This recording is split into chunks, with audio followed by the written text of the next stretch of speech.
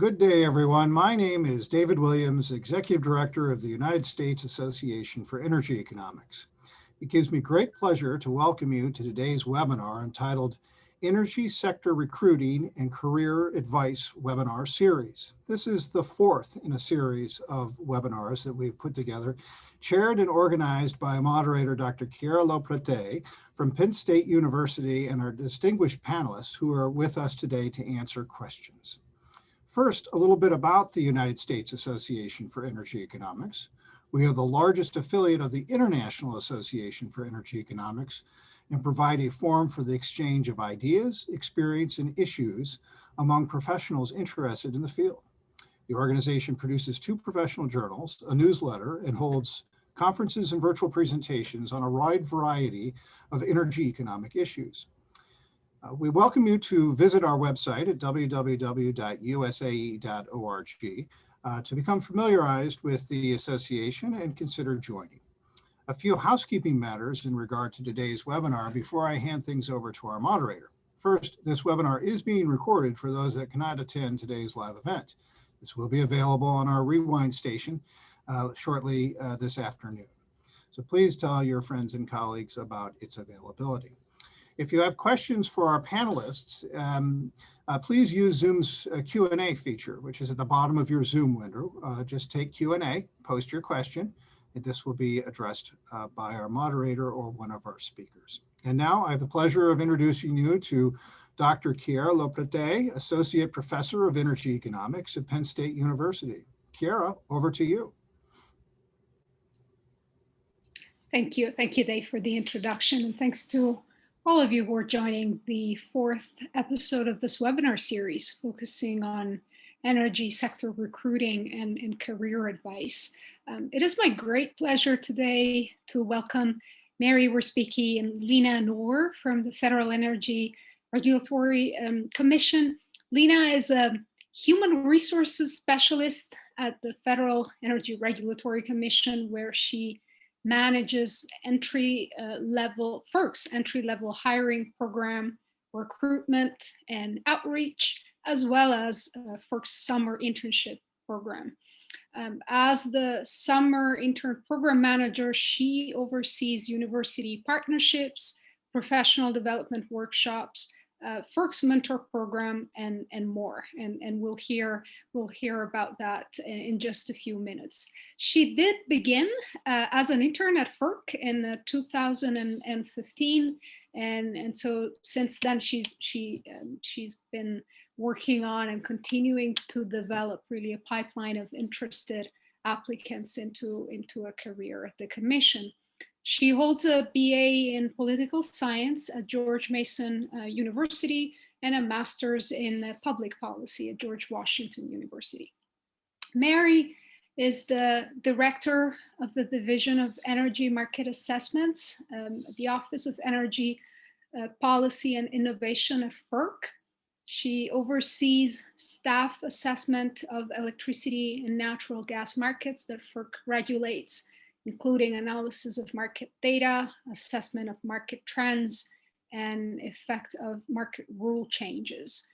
She has held a variety of roles at Ferc, including technical advisor to Ferc Commissioner Sherry Lafleur, and she also served as a legislative fellow in the office of US Senate Majority Leader Harry Reid, where she drafted legislation on transmission planning, siting, and cost allocation.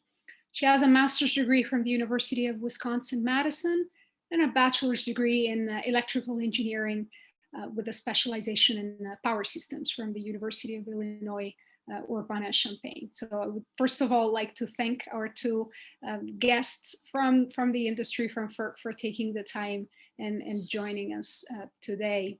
Now, I'm also extremely delighted to introduce our 2 student panelists for today's episode, Avery Taylor and Jack Schultes. Avery is from Cary, North Carolina. She's a senior in energy engineering at Penn State, and she's pursuing minors in architectural history and environmental engineering.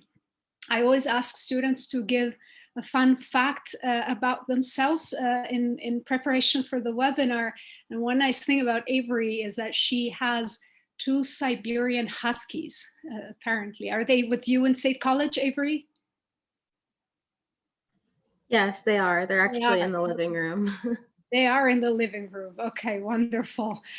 So Jack is from Latrobe, Pennsylvania, and he's also a student at Penn State. He's earning, excuse me, a double major in energy, business, and finance and economics at Penn State. Starting in June 2021, Jack will be working at BP in Chicago, and he will be overseeing traders and their operations. So he'll hold management risk role. So one fact about himself is that he ran his first marathon in April 2020. That was something that he did recently. So just a few words about the structure of the webinar, which is, as you know, for those of you who attended this before, this is really meant to be more of a conversation between students and our guest panelists. First, Mary will tell us a little bit more about her career path in the energy industry and the various roles that she's held at Ferc over the years.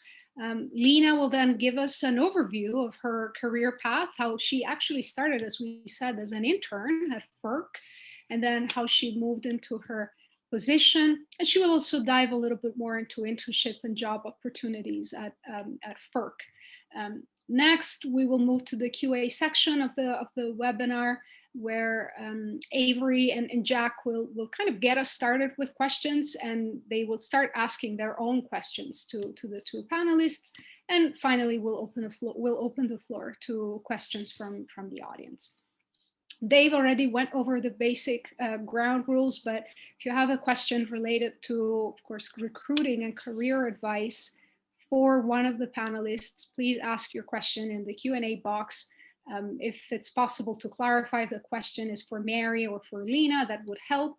And I will monitor the chat box during the event and share your questions with the panelists. I think that's about everything in a nutshell, and so I'll hand things over to Mary. Great. Thank you, Kiara, for the invitation to speak today, and to all the attendees for coming and joining us. So I've been at the Federal Energy Regulatory Commission since I graduated from grad school. I thought I would try the job and try living in Washington, D.C. for 1 year. It's worked out well. Many years later, I'm still working at Ferc and still living in the D.C. area. I'd gotten both of my degrees in electrical engineering, and I was really interested in the transmission system and then the electricity markets that are run in the US by the regional transmission operators, and the kind of the intersection of engineering and economics. And so Ferc was a great place for me to go. Back in 2003, when I was deciding whether I should look for a job after my master's degree or continue and get a PhD, there was a large blackout in the Northeast US, centered around New York City and all the way to Ohio. And there was a big push to hire people with the background that I had studied for, with background in electricity markets and the electric transmission system. And Ferc started hiring a lot of engineers. So it was a unique opportunity. And I first joined Ferc's reliability office.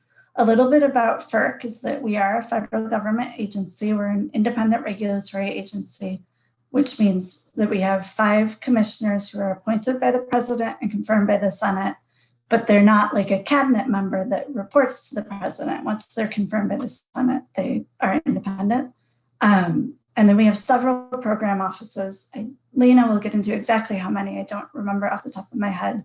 But when I started, I was in the office focused on electric reliability, which is mostly electrical engineers, but some other backgrounds, attorneys, policy analysts, different things. And they focus on the rules for the electric transmission system to make sure that we're operating reliably and have the right infrastructure in place. Then from that experience, I was more and more interested in electricity markets and moved over to our policy group It's changed names a few times over the years. Right now it's the Office of Energy Policy and Innovation, but it's always been a group of people at Ferc who look forward-looking. What are the policy challenges that the agency is going to face? So I've worked with a mix of economists, policy analysts, attorneys, accountants, and engineers. And then we also have many people at Ferc with the title Energy Industry Analyst, which is a broad field that most college degrees qualify for that position. So we have people with all different backgrounds of history, literature, pretty much you name it, but they were interested in energy and ended up at Ferc. And that's been a really fun opportunity to work with interdisciplinary teams and learn from different people who approach problems from all different perspectives. Along the way, I had opportunities to work in the US Senate, which was a unique opportunity where the senator who I worked for was interested in introducing legislation to strengthen the transmission grid across the US and help to accommodate more renewable energy. And I had the background to understand how the transmission grid works, how transmission gets built, how all the different states and regions interface with each other. So that was a really unique opportunity to apply what I had learned working at Ferc from a different perspective into a different context.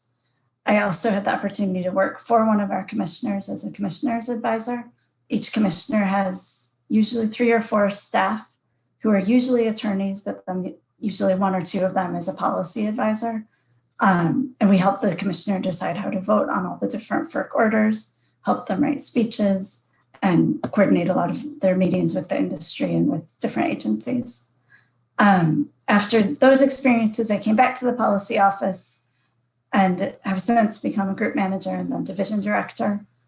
And I also wanted to touch briefly on what summer interns and entry-level staff do in my office.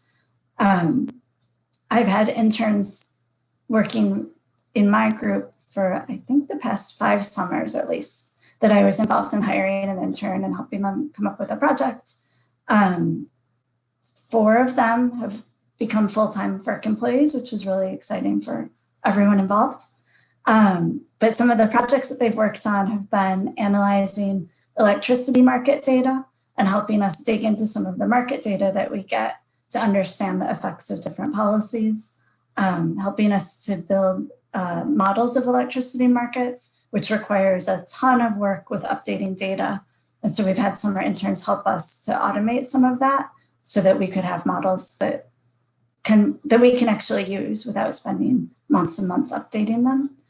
And then also researching different topics, understanding different state policies where we have 50 different states doing different things. And sometimes we have to understand what states are doing what actions in certain policy areas, or researching some of the history of what actions has Ferc taken across a topic area in different regions over the years and helping us to understand some of that. So those are some examples of things that interns and entry-level employees have worked on in the policy office, but all of the offices at Ferc usually hire some interns. And Lena will get into more about that. But that's basically my background. And I'll turn it back over to Kiara. Thank you, Mary. This was really helpful. Very, very good overview of, again, your career path. And also you already hinted at some things that we'll cover more with Lena. So just a very brief follow-up question here is, you said that you've had interns over the past 4 or 5 years. What happened this past summer, where I imagine things were a little bit different? So can you tell us and just how you ran the program last summer? Yep.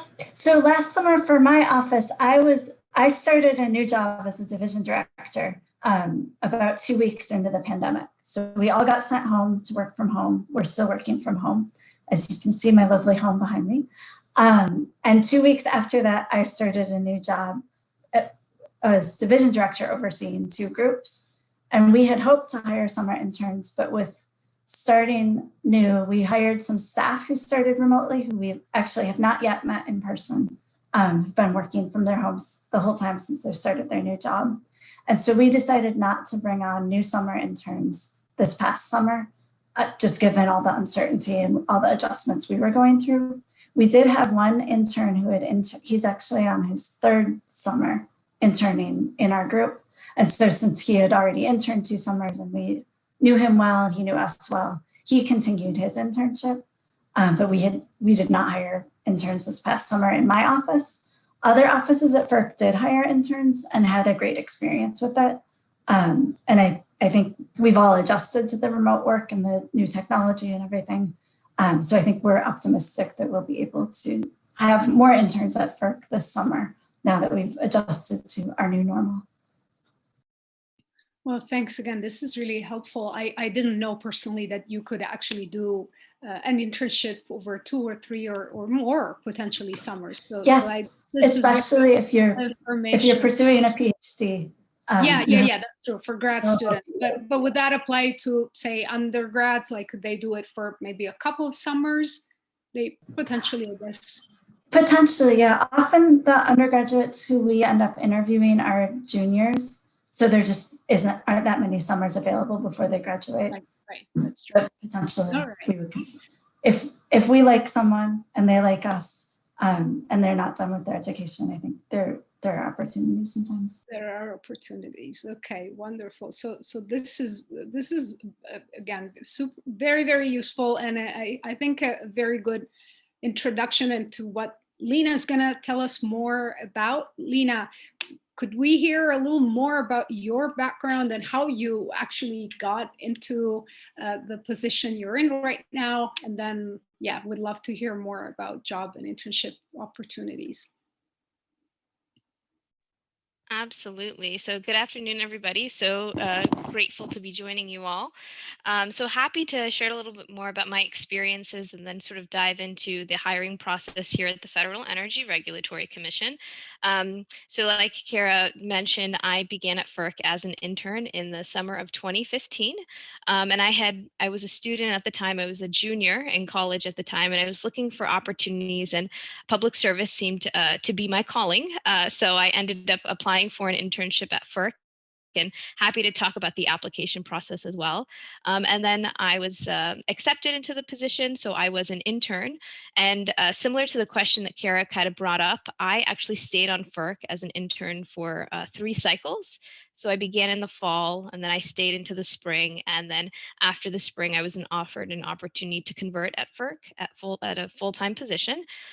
So, there are so many great things about being an intern at Ferc. And I think it's the opportunity to really get some hands-on experience, some exposure in a career path that you may be considering. And, Mary echoed that they were able to have a lot of interns in her office specifically that were converted to full-time positions. I am, again, one of those success stories, and I will have to say Ferc has a history of converting interns to full-time positions once they complete their undergraduate or graduate degrees. So I always say it's great when you can find an internship. It's even better when you can find a career. And I hope that Ferc is that place for many of you joining us here on this webinar. So that's a little bit about my pathway into the agency. I started through the internship program, and then I was converted to a full-time position here as an HR specialist. And I've been in our HR shop for about 5 years now. So I think Mary did a great job of providing an overview of what the agency does. Ferc is an independent regulatory agency that regulates the transmission of oil, natural gas, and other resources throughout the United States. But we do hire across the board. So I do believe there is a myth that you have to have extensive energy experience to work at Ferc, and that not necessarily is the case. We do hire, when I talk about our full-time positions, IT specialists, business analyst, management analyst. But of course, if you have a connection to energy that I believe many folks on this webinar do, it makes a stronger case for why you would be a great candidate for the positions you're applying for. So happy to start off with that introduction.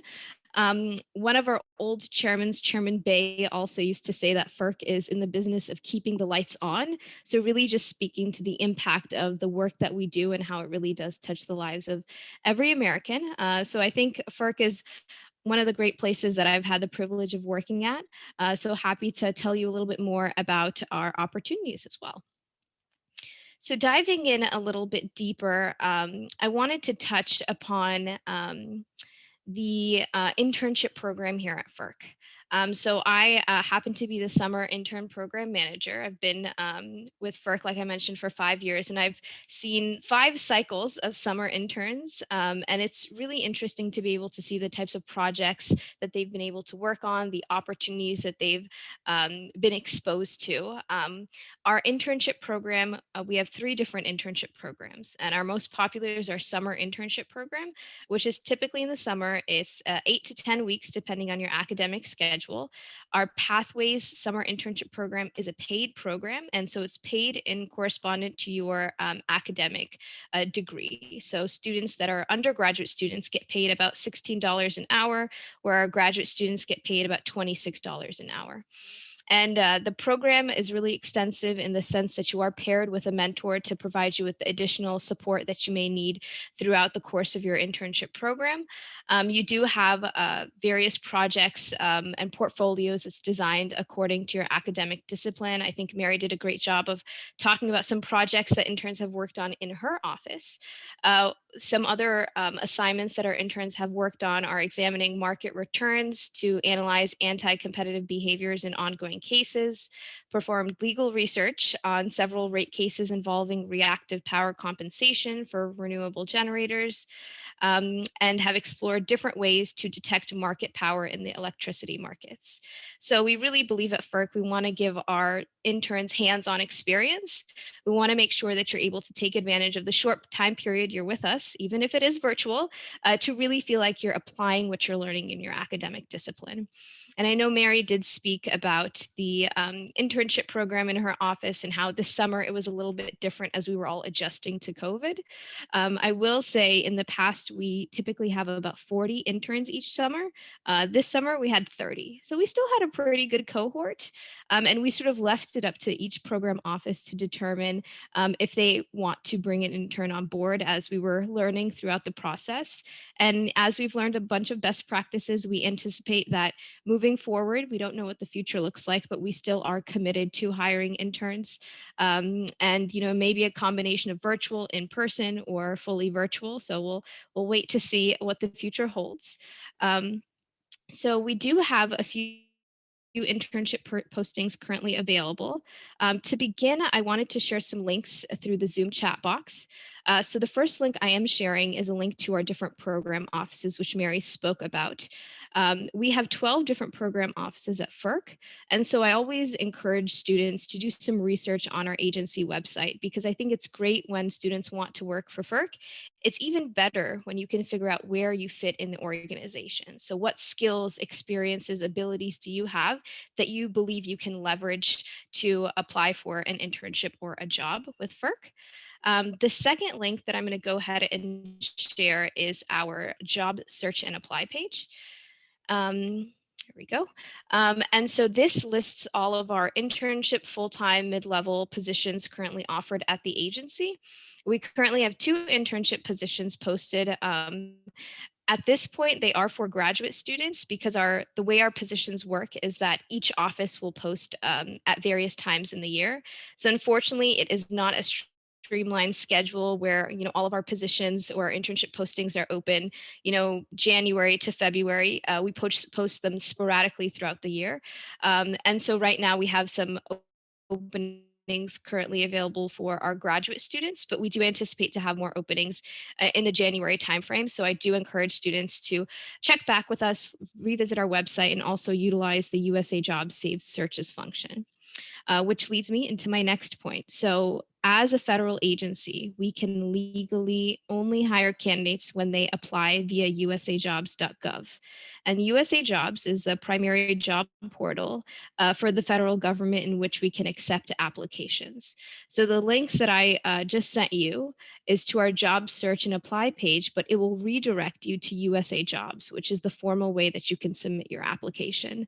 And just that's the way we accept our applications, because a standard, one-page resume may not include all the additional information we'd need for a complete application through USA Jobs. So for example, US citizenship is required for all of our internship and full-time positions. So typically students don't put their citizenship information on the resume, but through the course of submitting your USA Jobs application, it will ask you for that information. So those are some helpful things I wanted to share. I know we have some seniors or some graduating students on the call, so I also want to provide some information about our full-time positions, which Mary jumped to the punch, and she also mentioned about our energy industry analyst role. So like I mentioned, we do hire across the board, accountants, auditors, economists, engineers, and also energy industry analysts. And the reason why I want to highlight our EIA roles is because, as Mary mentioned, we have analysts that come into our agency with all different academic disciplines. So for an engineering position, you need to have an engineering degree. But for our analyst roles, folks have come in with various different degree disciplines, whether that's public policy, statistics, English, just because what we are looking for in our analyst is ways to think about, exercising your quantitative and qualitative muscles.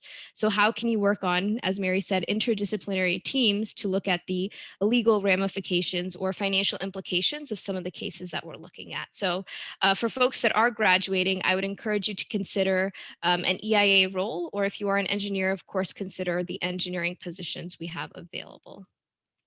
Now, I know I'm coming up on time, so I also want to provide some common application tips that I've noticed as an HR specialist that I've noticed after reviewing so many cycles of applications. So the first thing is we've noticed that a lot of students for our internship program and for our full-time entry-level positions typically forget to attach the required documentation.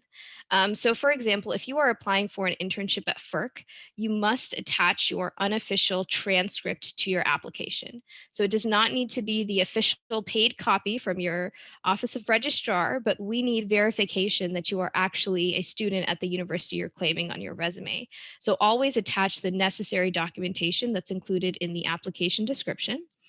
The second thing is to make sure that you're reading the announcement carefully. So some of our applications, or the vacancy announcements as they're called, will require specific skill sets. So familiarity with SPSS or SAS. So you want to make sure you're reading those to see, are you actually eligible for the positions you're applying for? And if you are, you want to make sure you're showing that in your resume. So, have you worked on SAS or SPSS statistical softwares in some of your coursework or in a group project? So I think a lot of students who don't have that much experience may leave the resume a little bit empty, but I would encourage you to write your relevance coursework, your projects, your papers that you're working on, because we want to know how much experiences you have, even if it is in an academic setting, to know how you are qualified for those positions. And then the last application tip that I have for you all is to make sure that you are tailoring your resume for the position you're applying for. So I know folks usually have the standard one-pager resume, but feel free to add and take out content that you think would be more helpful. I will say, for the federal government, we welcome resumes that are more than one page. So feel free to give us everything that you have so that we can better qualify you for those positions.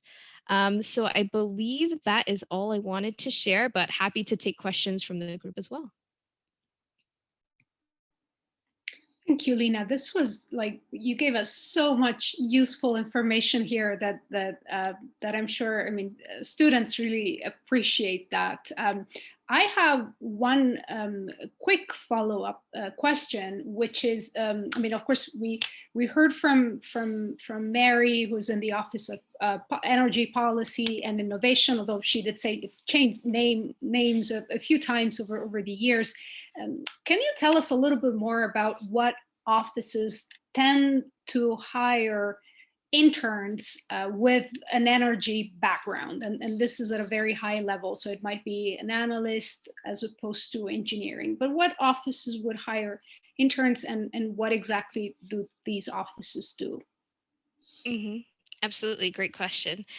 So when you are applying for an internship at Ferc, for example, the vacancy announcement that you will be applying for will say student trainee. So that'll be the title of the internship position. And student trainee translates to student intern. And in parentheses, it will always say what the internship posting is for. So it will say student trainee electrical engineering, student trainee, energy industry analyst, student trainee, legal. So through the title, you'll be able to gauge what type of students would be eligible for those positions. If you were to break down our program offices, I will say that our Office of Energy our Office of Energy Projects is one of the biggest offices at Ferc. And within each of our program offices, they each have specific divisions. So as Mary mentioned, she is the division director in one of the divisions in the Office of Energy Policy and Innovation.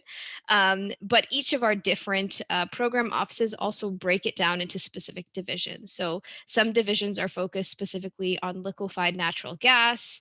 Some are focused specifically on the energy markets and regulations. So I would say different divisions have different specialties. And so it's matching where your specialty fits in those divisions. So I would say the Office of Energy Projects typically hires a lot of our engineers at the commission, as well as our environmental protection specialist.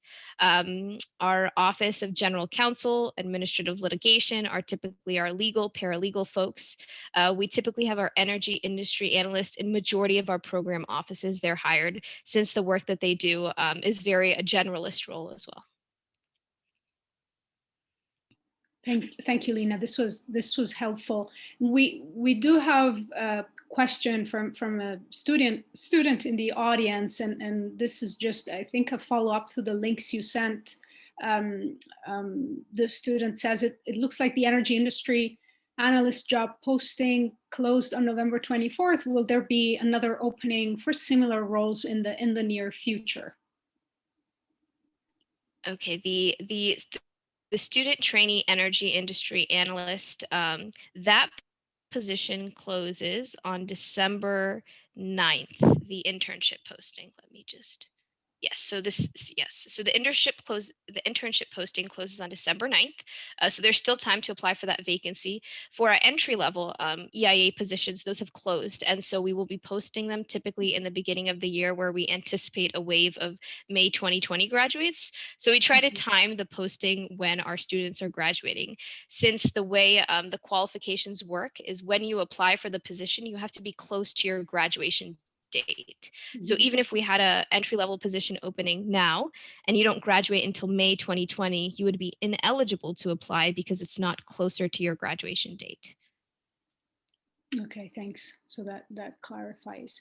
I guess I don't see any other question in the Q&A box. So what we can do is maybe get into our next section of the webinar with the questions that Avery and Jack prepared for you.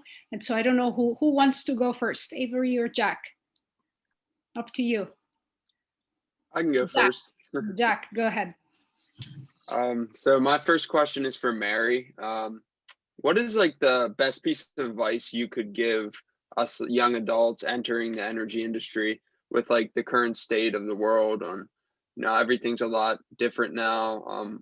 Is there like different types of skills you guys are going to be looking for now that it's more like a work at home atmosphere? And I just kind of wanted to get your insight on that. Sure, Jack, that's a great question. I think the working from home and working remotely has really highlighted the need for strong communication skills. That was something that I always was looking for as a hiring manager before, because a lot of our work at Ferc is written work. We're writing memos or we're writing orders that are legal documents.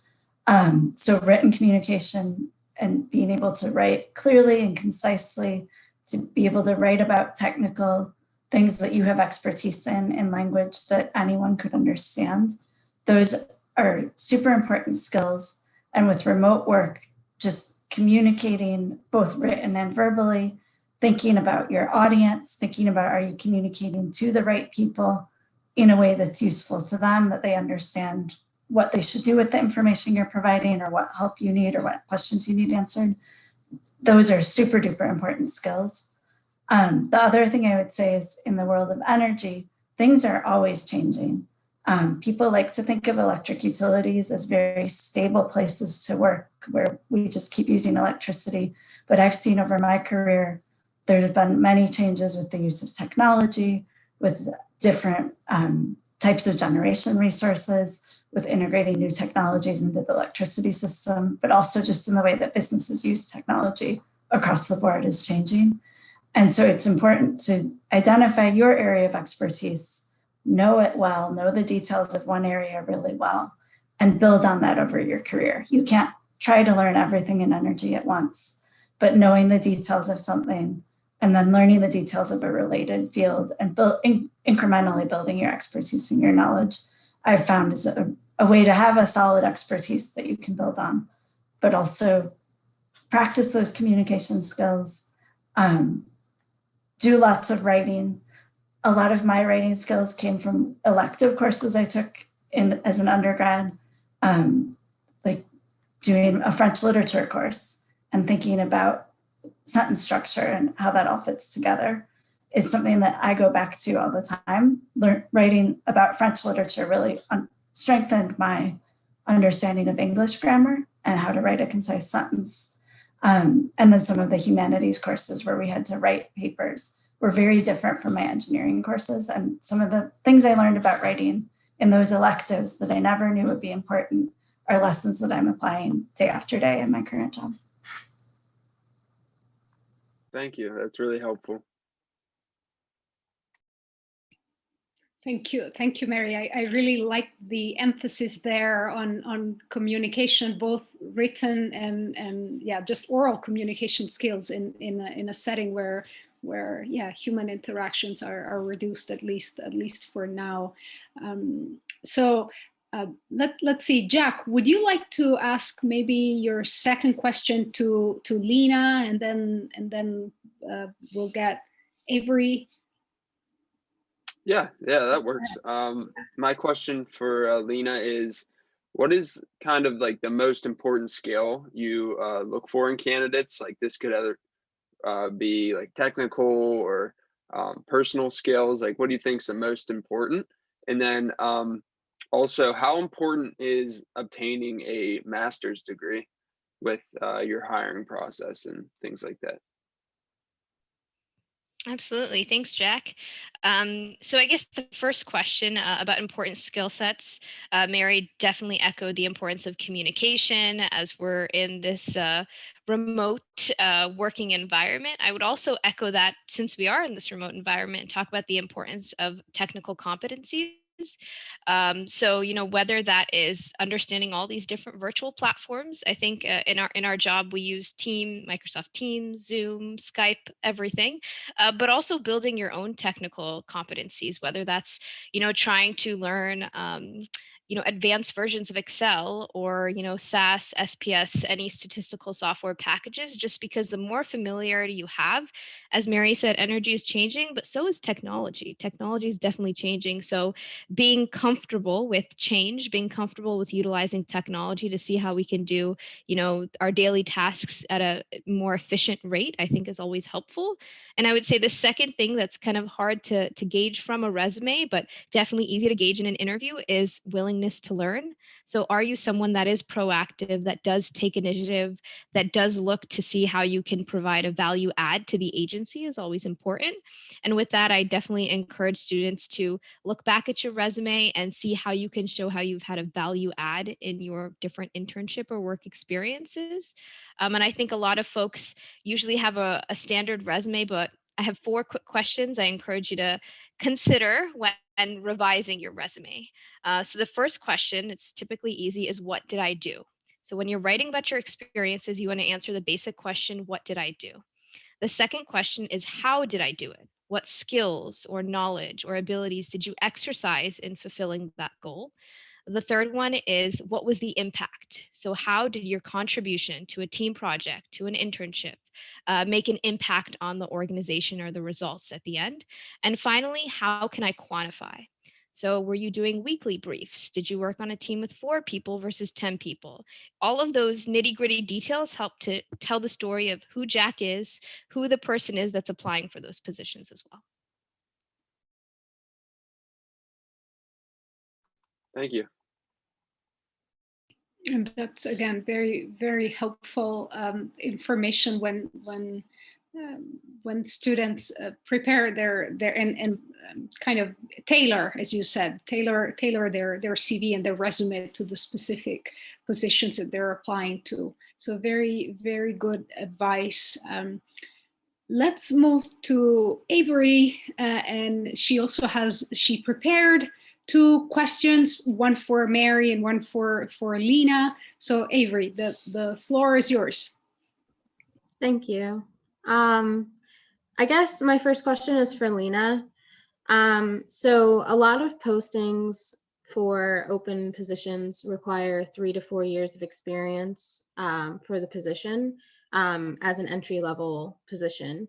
So what would you suggest for a senior who's had internship experience but does not necessarily meet the qualifications based on experience for those 3 to 4 years of experience for an entry-level position? Yeah, that's a great question. And I think it's difficult because it sounds contradictory where, it's an entry level position, but you need significant amount of experience.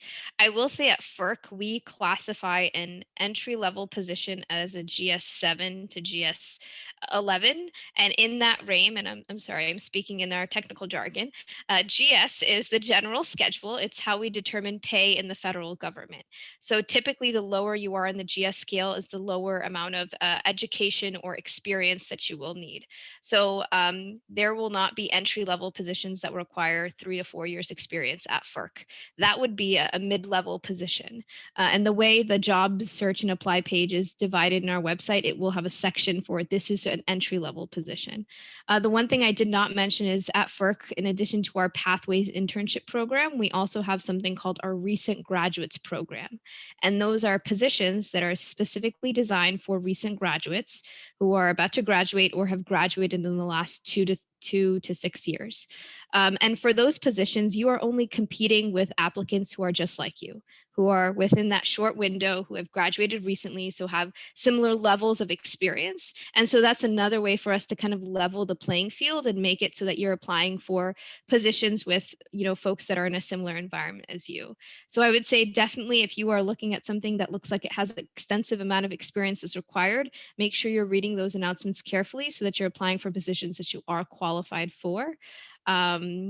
And then I'm so sorry, but I realized I did not answer Jack's question earlier about a master's degree. I'll go back to that very quickly. You do not need to have a master's degree to apply for positions at Ferc. I think Mary mentioned that she came into Ferc with a master's degree. I did not have a master's degree. I think graduate degrees open up opportunities for you, but it's definitely not required. Ferc does have a very generous tuition reimbursement and student loan repayment program. So I came to Ferc with my bachelor's degree, and Ferc helped me pay for some of my graduate courses as I completed my graduate degree. So for a lot of the seniors or graduate students in this webinar, I'd encourage you to think about what benefits or what opportunities for advancement, whether that's in your education or in your long-term career trajectory, can an organization provide you to grow as an individual as well. So just want to bring that full circle. Yeah, which is really, yeah. Go ahead, Avery. Oh, I was just going to say thank you for answering that. My second question is for Mary. What is the best and worst career decision you've made? Thanks, Avery. This is a great question. Thinking about what is my worst career decision really got me thinking. The best one was, I knew how to answer that right away. So the best career decision I think I've made was agreeing to interview for a position in the US Senate. It was not something I had sought out or really even thought about. I know a lot of people move to Washington, D.C. and want to work in the House or Senate or the White House. As an electrical engineer, that just wasn't something I had really thought about as a career path. And I was approached by one of our commissioner's advisors, and they asked if I wanted to interview for this. And when they walked into my office, I thought, why is she here?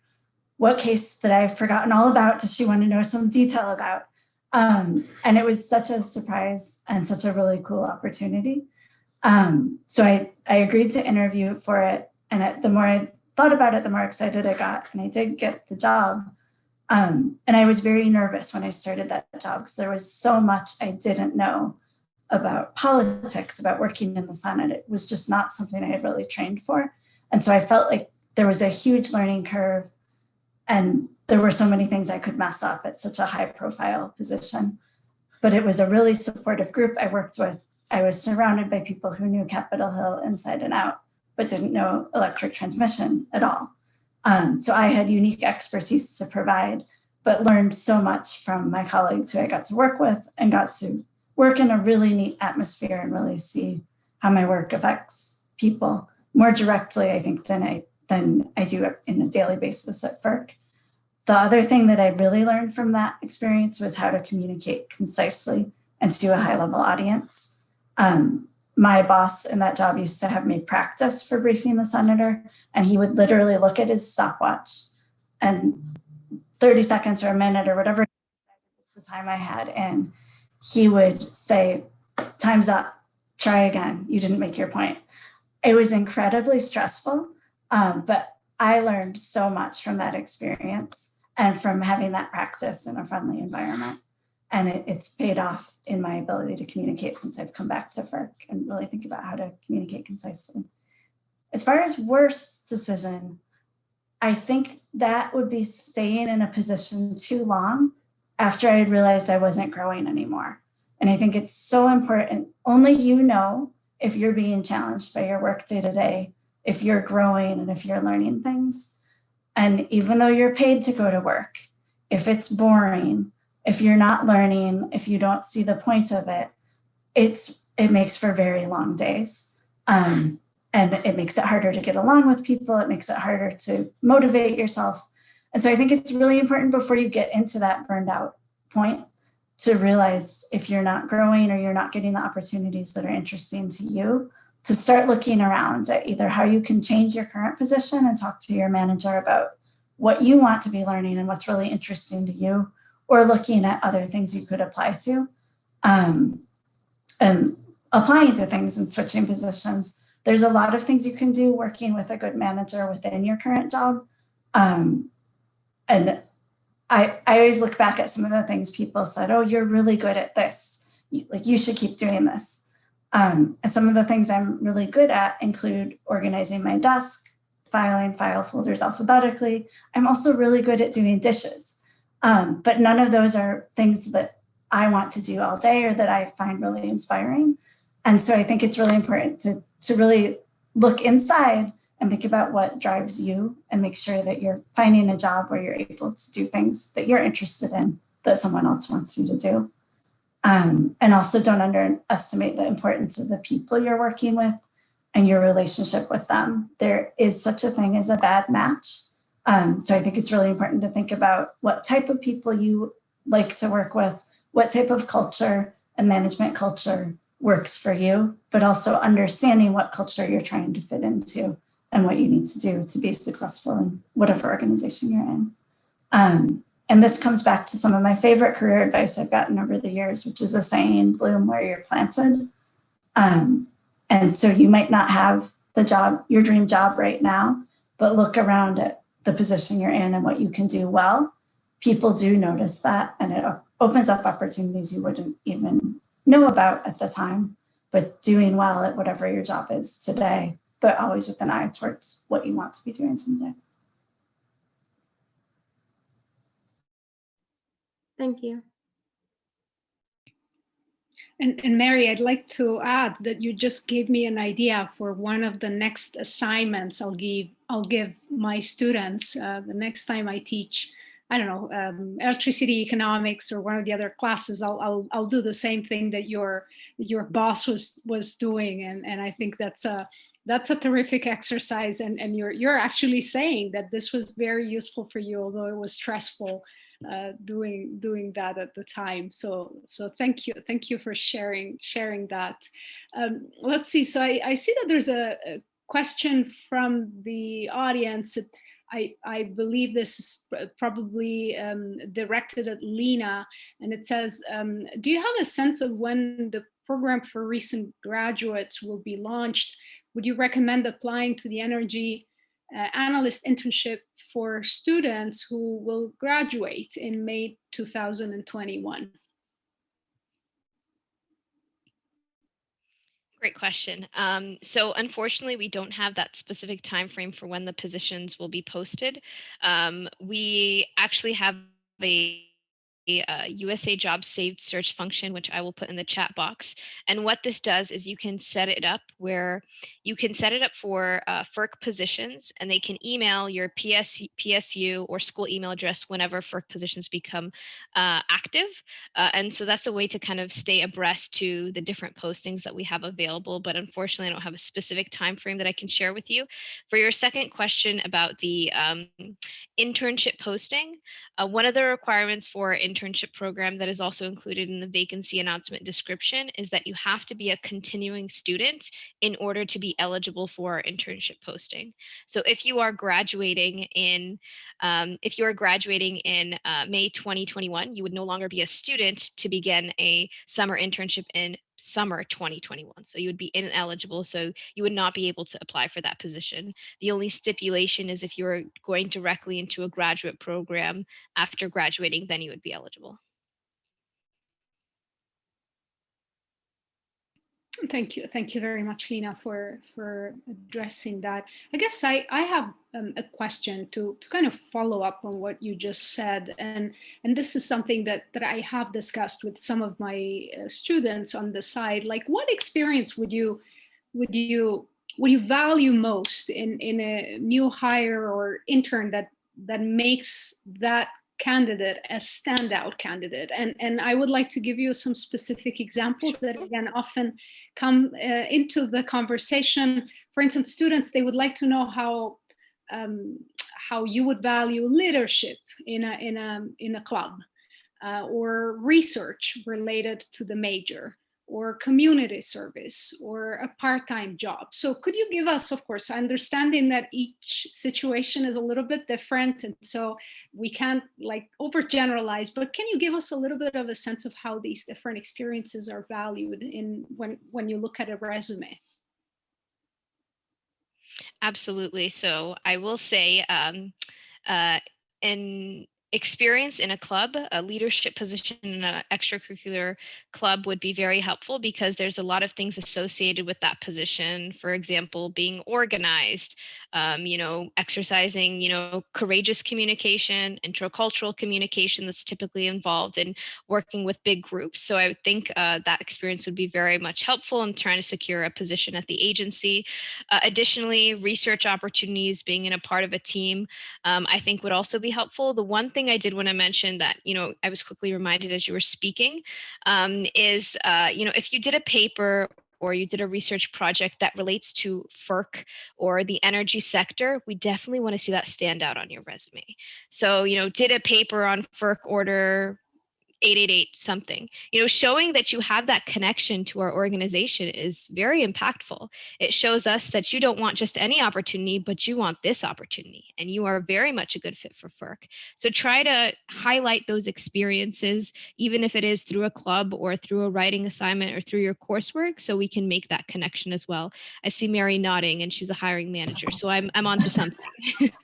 Yes, definitely agree with you, Lena.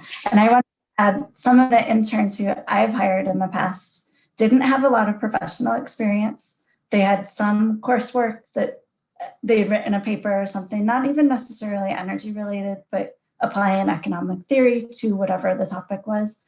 But they also had some sort of a job. In one case, it was working with the State Department of Transportation, like on highway construction, or working in food service, but where they had worked with a team. So that ability to work with people from a variety of backgrounds in a team, sometimes in a more stressful atmosphere, I would say, with customer service than what I encounter day to day working in an office. That stood out to us on the resume versus a student who just I took these courses, but hadn't really done anything to show that they had worked in teams or worked with different types of people, or applied their knowledge independently through research. So to the extent you have things like that that are applicable to the job and make you stand out, I think those are helpful things to strengthen a resume, especially as you're just starting out your career. The more you build your knowledge and your experience in whatever field you end up choosing, the less relevant some of the like a part-time job becomes. And so over the years, you would be revising your resume. But the extracurriculars and research papers are things that definitely stand out to me on undergraduate and entry-level resumes. Thank you. So this is, again, useful information that can help students better tailor their applications.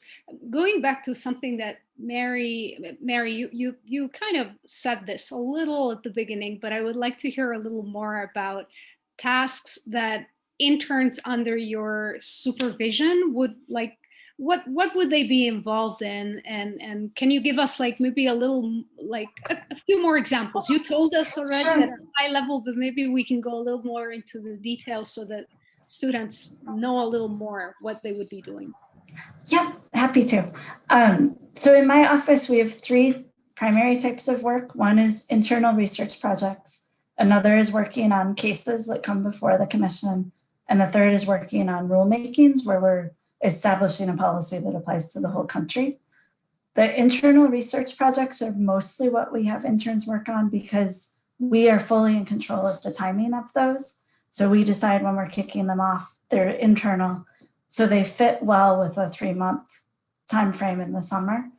The cases that come before the commission, we don't control when market participants or utility companies file those.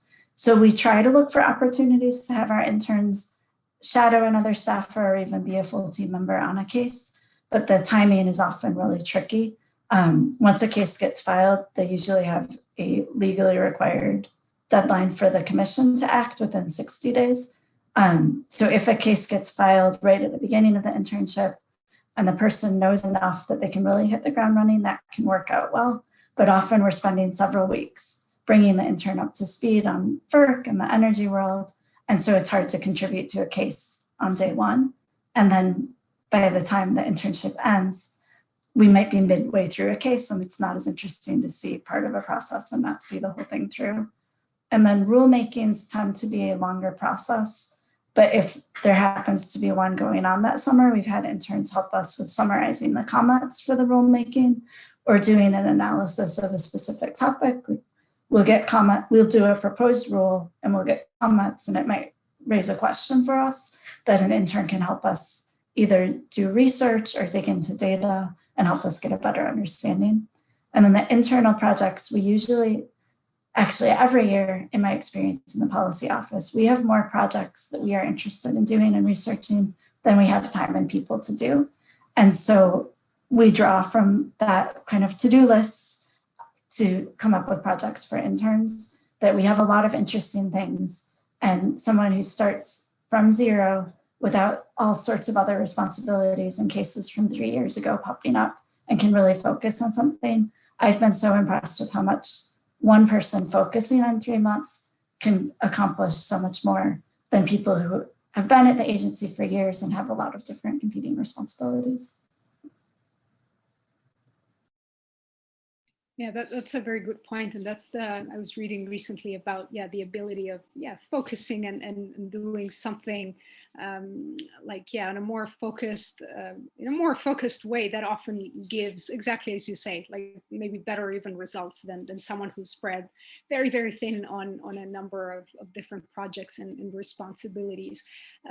Let's see. So there is one comment from a grad student. This I would just like to confirm with Lena that international graduate or undergraduate students would not be eligible to work, to be hired at Ferc, right, Lena? Just confirming with you. So Unfortunately, that's correct. So unfortunately, and anyone else would not be able to apply for a position at Ferc. I guess another question from an attendee is, what is the level of proficiency in using Python or R and Excel expected from a candidate to succeed in the energy analyst role? I can answer that one. Oh, maybe Mary. Yeah, go ahead, please. Yeah. So we have different types of energy industry analyst postings. Some of them really specify quantitative analysis or statistical software. So I think reading the posting really closely is important. Some of the energy industry analyst roles are more summarizing qualitative information. So reading comments that come in a filing, summarizing who's for, who's against, why, applying economic theory. So I think there's room at Ferc for people with a variety of different proficiencies. And it's important on your resume to communicate what your proficiency is. So working it into research projects that you did, that you analyzed a data set of this size, or this was your source, and you use this software to do it, or putting software skills and including some idea of your proficiency in those software skills. Basic Excel, like being able to organize information in Excel, sort a list, and do basic accounting type of functions is pretty common across Ferc, that you'll see different things in Excel, but the advanced Excels, certain positions, we use it all the time, and other positions don't use it as often. Thank you. I don't know if Lena, if you want to add anything at all, or Mary gave pretty good overview. Yeah, Mary did great. I will say it will be clear in the posting. I think in our intern one, it says introductory knowledge, or it'll say familiarity, or it'll say, advanced proficiency. So make sure to read that clearly. But also we do have boot camps. We have trainings available to provide our employees with that support if they don't have, significant experience, that we can give them additional experience with as well. Which is a great, I think you mentioned before, the opportunity for professional development that there are. So that's very, very valuable. So I would like to conclude with one question for both of you. You've been in the energy industry now for some time, and so I like this question. I often ask it to our panelists. If you look back back to your college years, what advice would you give yourself now that you have more experience? Obviously, this is a professional advice.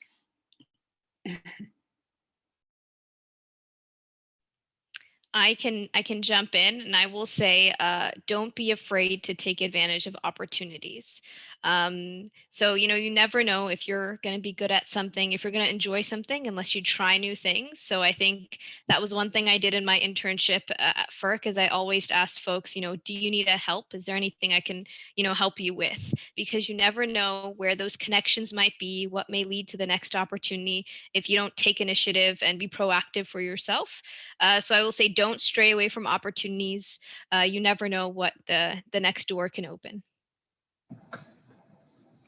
And I would say, talk to as many people as you can who are doing things that are interesting to you. Ask them how they got there, what advice they have, what courses they recommend taking. You're in a unique position that you're at a university that offers courses in almost everything. And you're surrounded by people who are learning all kinds of different things.